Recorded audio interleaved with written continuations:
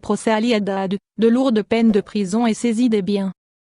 Le verdict est tombé, ce mercredi 1er juillet, dans le procès de l'affaire Haddad. De lourdes peines ont été prononcées par le tribunal de Sidi Mamed à l'encontre de l'homme d'affaires, de membres de sa famille et de nombreux anciens hauts responsables de l'État. Ali Haddad a été condamné à 18 ans de prison ferme et 8 millions dinars d'amende avec saisie de ses biens. Les anciens premiers ministres Ahmadou Yahya et Abdelmalek Sehal à 12 ans de prison et 1 million de dinars d'amende.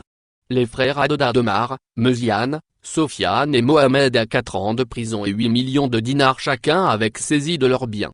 8 anciens ministres ont en outre été condamnés dans cette affaire, Abdelkader Kadi 5 ans et 500 000 dinars d'amende, Boudjema Attaleh et Amara Ben Younes 3 ans et 500 000 dinars, Abdelghani Zahalan 3 ans, Amar Goul 10 ans de prison ferme, Madj Beda et Youssef Yousfi 2 ans et enfin 20 ans de prison par contumace pour Abdeslam Bouchouareb, en fuite.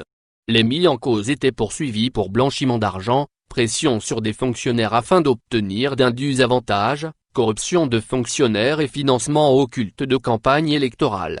Les chefs d'accusation concernent plusieurs grands projets d'infrastructures publiques au centre de cette affaire, dont l'autoroute Boudoua-Ouzeralda, la pénétrante de l'aéroport international d'Alger, l'autoroute Est-Ouest.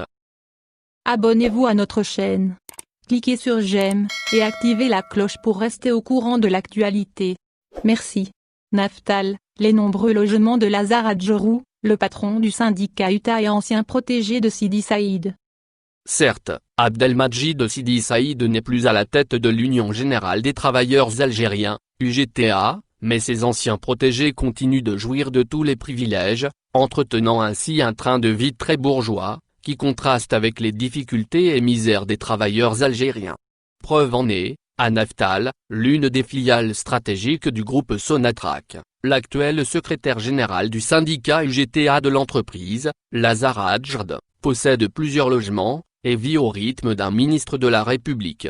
En effet, Algérie Part a découvert au cours de ses investigations que ce secrétaire général de l'UGTA Naftal a bénéficié d'un logement Fonds national de péréquation des œuvres sociales à Boukaoui, alors qu'il n'ouvre pas droit vis-à-vis des conditions fixées pour bénéficier de l'aide Fonds national de péréquation des œuvres sociales, notamment le niveau de revenu du ménage, qui doit dépasser 6 fois le montant du salaire national minimum garanti, soit au-delà des 108 000 dinars par mois. Il faut savoir que le Fonds national de péréquation des œuvres sociales est un établissement public à gestion spécifique, EPGS, créé par la loi 83/16 du 2 juillet 1983. Sa principale mission consiste à aider et soutenir les salariés cotisants à financer l'accession à un logement social participatif, ou à la construction d'un logement rural, ainsi que d'entreprendre toutes actions et mobiliser toutes sources de financement pour la création et gestion des structures de repos et de détente au profit des travailleurs salariés. Avant d'obtenir ce logement à Boukaoui, Lazare Adjerd a obtenu préalablement un autre logement social à Kanchala, à l'est du pays. En plus, le même syndicaliste ancien, soutien indéfectible à Abdelmadjid Sidi Saïd possède également une construction à usage d'habitation à Kanchala, sa ville natale. Adjerou de Lazare oblige, par ailleurs, Naftal à lui payer l'équivalent de 396 jours de congé qu'il a refusé de prendre dans le seul espoir de récupérer de l'argent de la part de l'entreprise. L'homme approche dans 6 mois les 65 ans, et continue de combiner pour améliorer ses revenus personnels, se contrefichant ainsi royalement des droits et intérêts des travailleurs algériens. Il est à signaler enfin que le patron de l'UGTA de Naftal fait l'objet de très sévères contestations des travailleurs de cette filiale de Sonatrach, en raison de sa proximité troublante avec la direction générale. La semaine passée, à Batnac, où les travailleurs ont empêché l'approvisionnement illégal et illicite des camions de l'opérateur privé Petrogel, les ouvriers ont été intimidés par le secrétaire général du syndicat de Naftal, Lazare Adjerd.